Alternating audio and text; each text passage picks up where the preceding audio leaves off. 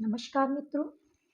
मित्रों, आज मैं आपको बताने वाली हूँ अध्यात्म से रिलेटेड एक ऐसे विषय के बारे में जिसके प्रति आपका जागरूक होना बहुत ज़रूरी है। हमारे जीवन में चाहे कितनी ही परेशानियाँ क्यों नहीं हैं, उनका कारण हम हैं, दूसरे नहीं। ये मैं आपसे बहुत बार कह देती हूँ, लेकिन वो कैसे हैं, किस वजह से हैं, आज मैं आपको वही बताने वाली हूँ। मित्रों, परमात्मा ने हमें दो शरीर दिए हैं, स्थूल शरीर और सूक्ष्म शरीर। जिस शरीर को हम छू सकते हैं, जिससे हम काम कर सकते हैं, डॉक्टर्स जिसका इलाज कर सकते हैं।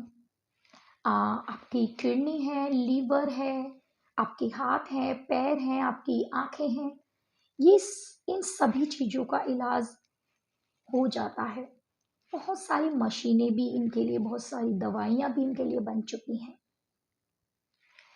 लेकिन तब क्या था जब ये मशीनें नहीं थी? तब क्या था जब ब्लड टेस्ट नहीं होते थे? तब क्या था जब डॉक्टर्स नहीं थे? हार्ट की परेशानियां तो पहले भी होती थी, किडनी से रिलेटेड, यूरिन से रिलेटेड बहुत सारी परेशानियां पहले समय में भी होती थी। तो कैसे पता लगता था? मित्रों, उस समय होते थे हमारे वैद्य, जो हमारी नाड़ियों को महसूस करके बता देते थे कि हमें क्या परेशानी है। यूरिन को देखकर बता देते थे कि हमें किस तरीके का रोग है, वो चाहे हमारी किडनी से रिलेटेड हो, या लीवर से रिलेटेड, या हमारे हृदय से रिलेटेड। वो कैसे बताते थे? वो बताते थे इन नाड़ियों के द्वारा, जो हमारे चक्रों से कनेक्ट हैं, जो हमारे सूक्ष्म शरीर से कनेक्ट हैं। उस समय में ऐसी ही पढ़ाई, ऐसी ही विद्या दी जाती थी जो सूक्ष्म शरीर से संबंधित होती थी। लेकिन जैसे जैसे समय बीतता गया, लोग विज्ञान की ओर बढ़ते चले गए और प्रैक्टिकली होते चले गए। आज भी हम सिर्फ उन्हीं चीजों को मानते हैं जो हमें अपनी आंखों से दिखाई देती है। और आप सही भी हो अपनी जगह। अगर मैं सूक्ष्म शरीर की बात करूं, तो इसमें आपके 5 कोश, जैसे हमारा अन्नमय कोश, प्राणमय कोश, ये एक तरीके के 5 कोश हैं जो हमारे 5 तत्वों से रिलेटेड है। पृथ्वी, जल, वायु, आकाश, अग्नि। उससे अलग हमारे 7 चक्र होते हैं, जिन पर हमारा पूरा जीवन आधारित है, जिनको हम विज्ञान की सहायता से नहीं पता लगा सकते। अगर हम किसी मृत शरीर को काट कर देखें, उसका पोस्टमार्टम करके देखें, तो उसमें कहीं भी आपको ये ना तो तत्व दिखाई देंगे, ना ही 7 चक्र। कितनी ही विज्ञान मेहनत कर ले, कितनी ही रिसर्च कर ले, ये चीजें उन्हें मिल ही नहीं सकती। हाँ, लेकिन जो साइंटिस्ट स्पिरिचुअलिटी में एंट्री कर चुके हैं, आध्यात्मिकता की ओर जा चुके हैं, और जिन्होंने खुद आत्म अध्ययन किया है, वो इस चीज को कह सकते हैं। लेकिन प्रूफ वो भी नहीं कर सकते, क्योंकि ये इस चीज का ज्ञान हमें होता है आत्म दृष्टि के द्वारा, अपने अंदर उतर कर, आत्म ज्ञान करके। स्पिरिचुअलिटी का मतलब ही होता है आत्म अध्ययन, अध्यात्म, आत्मा का अध्ययन। जब हम अपनी आत्मा से जुड़ जाते हैं, अपने सूक्ष्म शरीर से जुड़ जाते हैं, तो हम इन सारी चीजों को महसूस करते हैं। हमारे इसी सूक्ष्म शरीर में, जिन्हें ना तो हम छू सकते हैं, ना ही हम देख सकते हैं, सिर्फ महसूस कर सकते हैं। लेकिन इसे कोई आम इंसान महसूस नहीं कर सकता। इसके लिए हमें आध्यात्मिकता में बहुत अभ्यास की जरूरत होती है। तब जाकर हम अपने चक्रों को महसूस कर पाते हैं, जिनमें से जो हमारे 7 चक्र हैं, सबसे पहले है हमारा मूलाधार चक्र। जैसा कि आपको नाम से भी पता लग रहा है, मूल आधार, हमारे जीवन का मूल आधार। रोटी, कपड़ा, मकान, स्टेबिलिटी, जिससे हम अपना जीवन यापन करते हैं।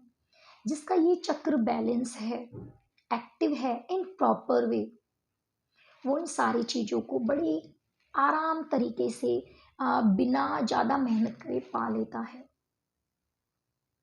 दूसरा है हमारा स्वादिष्टान चक्र, जो हमारे मूलाधार चक्र से 3 उंगल ऊपर और हमारी नाभि से 3 उंगल नीचे होता है। ये हमारे रिलेशनशिप्स को, किसी से हमारे मनमुटाव को, हमारी यौन समस्याओं को और हमारे कैसे भी किसी से भाव दर्शाने को दिखाता है। तीसरा है हमारा सैक्रल चक्र, सोलर प्लेक्सस चक्र, जिसे हम कहते हैं मणिपुर चक्र। इसमें हमारा अग्नि तत्व होता है, जैसा हमारा मूलाधार चक्र हमारा पृथ्वी तत्व में होता है, और ये हमारा स्वादिष्टान चक्र जल तत्व होता है, क्योंकि वो इमोशन, जल हमारा इमोशन से रिलेट होता है। सोलर प्लेक्सस होता है हमारा अग्नि चक्र, मतलब सूर्य से रिलेटेड। क्रिएटिविटी, हमारे पेट से संबंधित जितनी भी समस्याएं हैं वो इससे ही रिलेट होती हैं। और जिसका स्टमक खराब, उसको तो परेशानियों का समझ लीजिए भंडार शुरू। इन 3 चक्रों का बैलेंस होना सबसे पहले बहुत ज़रूरी है, अगर आप इस धरती पर एक अच्छा जीवन यापन करना चाहते हैं।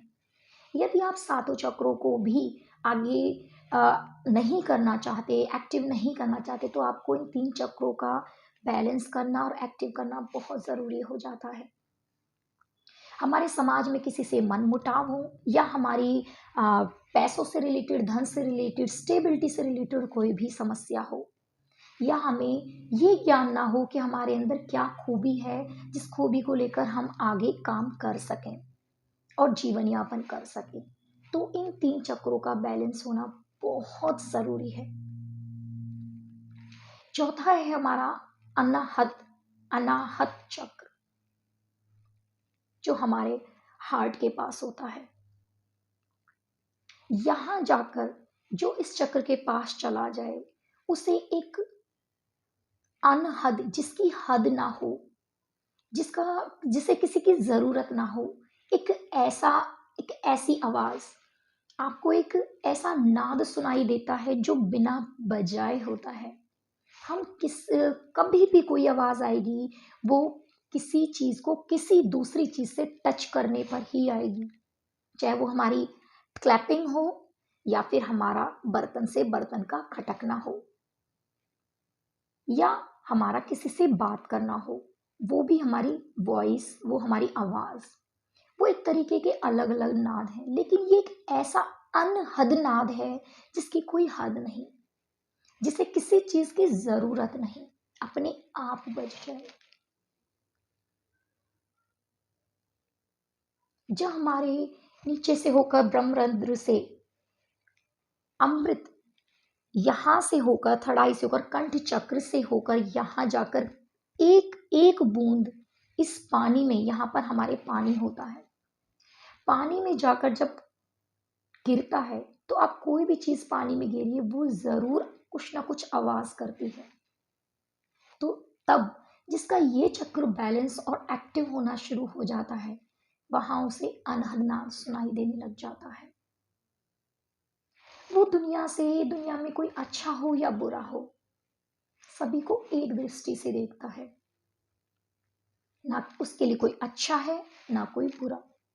यदि उससे कोई कुछ कह भी देता है, तो वो इतना बैलेंस हो जाता है कि 5-7 मिनट के लिए सोचेगा, क्योंकि वो आत्म अध्ययन कर चुका है, तो वो सोचेगा तो है जरूर कि ये ऐसा क्यों हुआ, लेकिन उसे पकड़कर नहीं बैठेगा, आगे बढ़ जाएगा। जैसे कि हम रोजमर्रा की जिंदगी में करते हैं, किसी बात को पकड़कर बैठ जाते हैं, पूरे दिन सोचते हैं, अगले दिन सोचते हैं, और तब तक नहीं छोड़ते जब तक हम उसे कुछ ना कहकर संतुष्ट हो जाएं, जिसकी वजह से हम नेगेटिविटी अट्रैक्ट करते हैं और हमारे काम बनने बंद हो जाते हैं।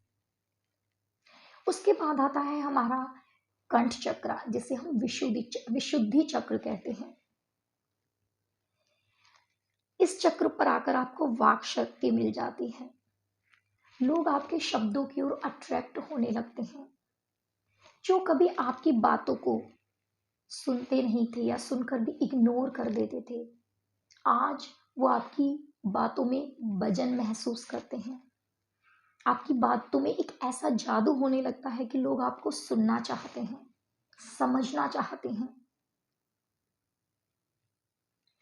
उसके बाद आता है हमारा आज्ञा चक्र, दोनों बाहों के बीच, जिसे हम थर्ड आई भी कहते हैं, शिव नेत्र भी कहते हैं। यहाँ आकर हमारी तीनों नाड़ियां पूरी तरीके से मिल जाती हैं। ईड़ा, पिंगला और सुषुम्ना नाड़ी। वो एक तरीके से सब कुछ पा लेता है।